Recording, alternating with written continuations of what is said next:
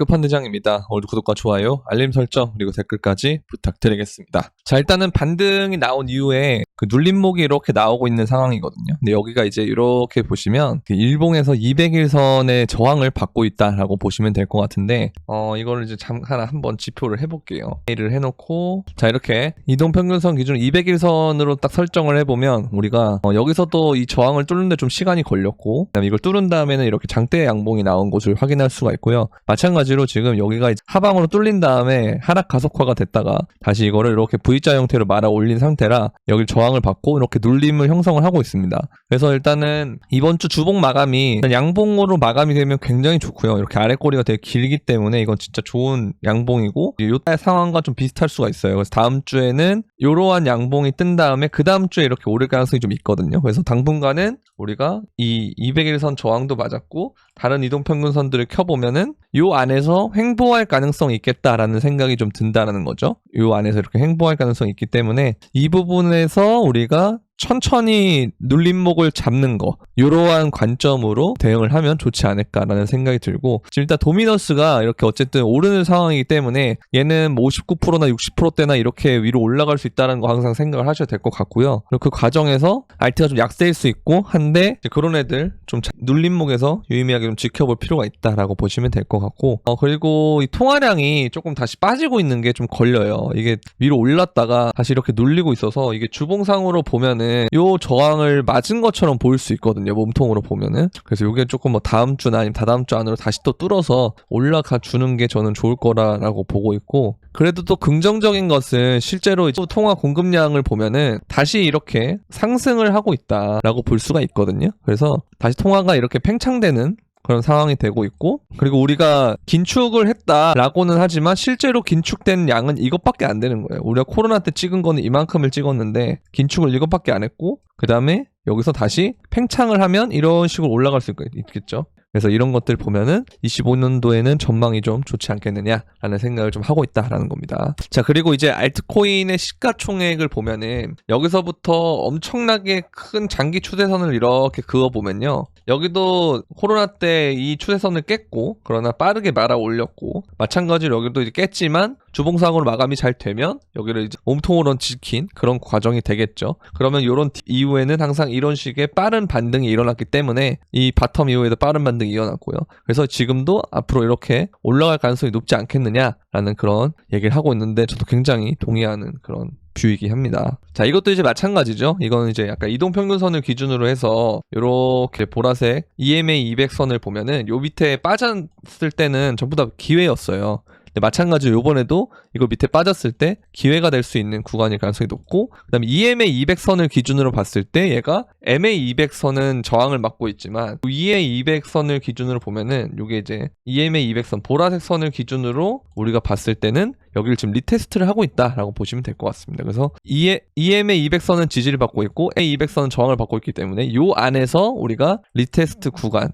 눌림목 구간을 형성할 것이다 라고 예측을 해볼 수가 있겠죠. 그렇게 보시면 되고, 자, 그리고 그 단기 홀더들의 그 평균 가격을 보면 요게 이제 다 낮은 거예요. 그때보다 물려 있다라는 거죠. 그래서 이때가 사면 되게 좋은 구간인 건데, 아까 말씀드렸던 그런 그 부분과 똑같다라고 일맥상통한다라고 보시면 될 것 같고요. 그 다음에 우리가 지금 봐야 될 거는 이거예요. 보시면 이때가 2017년 상승장 사이클이고요. 이 주황 색깔 여러분들이 아시는 2021년의 상승장을 기억하시면 될 것 같고, 이게 이제 현재인데요. 자, 여러분들한테 2017년과 같은 사이클이 되면 굉장히 좋다고 한 이유가, 여러분들 육안으로 봐도 지금 2021년이 여러분들이 되게 좋은 긍정적인 완전 진짜 대박 사이클장을 보고 있지만 실제로는 2017년이 더 좋았단 말이에요.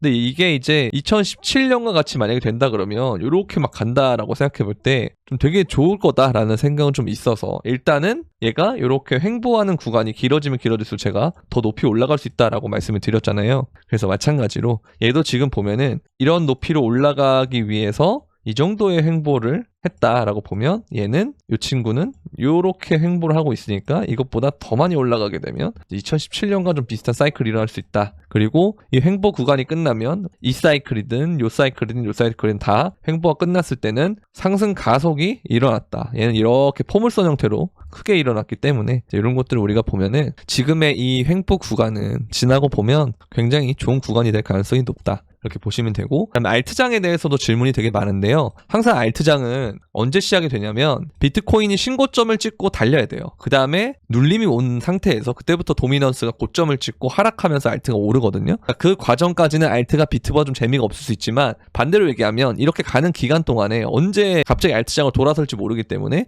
알트를 천천히 모아놓는다거나 알트코인을 집중하고 싶은 사람들은 그렇게 하는 전략이 필요할 거고, 나는 이런 과정에서 알트를 모으다가 너무 스트레스를 받은 기억이 많아서 나는 비트코인을 많이 비중을 두고 가야 될 것 같다라고 생각하시는 분들은 비트코인에 대한 비중을 높이는 식으로 가면 되겠죠. 그렇게 보면 되고요. 그 다음에 스테이블 코인에 대한 도미넌스, 특히 테더가 가장 시총이 크기 때문에 테더 도미넌스를 많이 보는데요. 이걸 보면은 요 주봉상에서 내일만 잘 마감하면 결국 이 휩소가 발생하고 여기서 저항을 뚫지 못한 상태로 마무리가 되기 때문에 이런 식으로 빠질 가능성이 높다라고 저는 일단 보고 있어서, 스테이블 코인의 도미넌스가 낮아지면 낮아질수록 우리가 갖고 있는 알트코인이나 비트코인의 그 상승이 된다라는 그런 반비례 관계가 일반적인 현상이거든요. 그래서 이게 떨어지면 떨어질수록 좋다, 그렇게 보시면 될 것 같습니다. 자, 그리고 우리가 이거를 이제 주봉상이나 아니면 월봉상으로 보면은 이때 지점이 요 하락에 대한 리테스트가 될 수도 있어요. 그래서 지지가 돌파가 되고 아래로 이제 돌파가 나오고 리테스트가 나오고 이런 식으로 많이 간다라고 하면 진짜 초대박이 날 수 있는 거죠. 근데 이게 되게 좋은 게 뭐냐면 스테이블 도미넌스가 떨어지고 있는데 실제로 공급량은 일주일 동안 약 30억 달러가 증가를 했거든요. 가격 폭락하고 암호화폐 매수 급증했다. 이게 통화량이 늘었다라는 거죠. 코인 자체에서의 통화량이. 근데 그럼에도 불구하고 도미넌스가 줄어들고 있다는 것은 급격하게 내려가고 있잖아요. 그거는 굉장히 긍정적인 시그널이다라고 보시면 될 것 같습니다. 그리고 바이낸스 상으로 6600에서 62,800 구간에서 8억 달러가 있었던 이 매도벽이 지금은 사라졌다 라고 보시면 될 것 같고요. 이 허매도벽이잖아요. 그러니까 이건 되게 긍정적이다 라고 보시면 되고, 그 다음에 요번에 발생했던 이 비트코인의 하락은 4분기 신고점 돌파 위한 롱 레버리지의 청산 움직임이다. 그리고 숏도 스퀴즈가 걸릴 수 있게 그런 과정이 되는 거죠. 그리고 비트코인은 점점 주류 전통 금융시장에 스며들고 있지만 이더리움은 여전히 소외되고 있다. 그래서 비트코인의 디지털 금 내러티브는 투자자들에게 매력적이지만 이더리움의 경우 내러티브가 부족하다. 그죠? 그러나 이더리움 역시 비트코인과 유사한 구조적 강세가, 항상 제가 말씀드리지만 비트가 먼저 오르고 그 다음에 이더 가고 점점 이게 큰 시총에서 작은 시총의 순서로 이렇게 순환이 된다라고 보시면 될 것 같아요.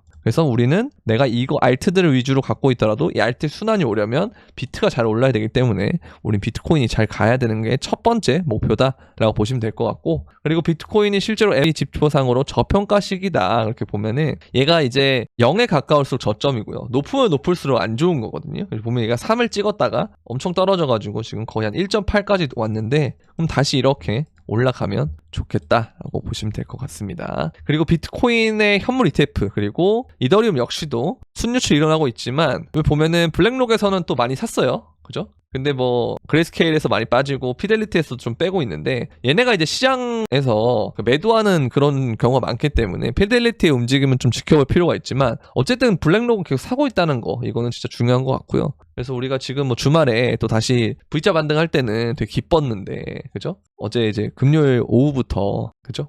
밤이라는 그때부터 지금까지 좀 뭔가 지지부진한 모습을 보이니까 또 이게 약간 침울한 분위기가 좀 있어요. 근데 그게 너무 오락가락할 필요는 없고, 그동안 많이 올랐기 때문에 약간 좀 쉬었다가 다시 이렇게 올라가면, 이게 이렇게 크게 보면은 확대해서 보면 V자가 아닌 것 같고 뭐 이런 식으로 가는 것 같아 보이긴 하겠지만, 이거를 우리가 나중에 뭐 일봉이나 이렇게 크게 보면은 이런 식으로 V자가 나온 거거든요. 그래서 이게 여기서 좀 이렇게 눌렸다가 횡보했다가 다시 이렇게 가면 실제로 이거 주봉으로 보면 또 V자로 될 거예요. 주봉으로 이렇게 보면은 얘가 여기서 뭐 이렇게 뭐 하나 조그마한 캔들 나왔다가 이렇게 장대 나오면 이거 결국 이렇게 V자 되는 거거든요. 그러니까 조금 우리가 시간을 넓게 보고 갈 필요가 있다, 그렇게 말씀을 좀 드리고 싶고요. 그래서 이 말씀 마지막으로 오늘 토요일 영상 여기까지 하도록 하겠습니다. 도움이 되셨다면 구독, 좋아요, 알림 설정 그리고 댓글까지 부탁드리면서 이번 상승장 잘 마무리할 수 있도록 우리 같이 힘내서, 여러분들 아직까지 도망칠 그건 아니에요.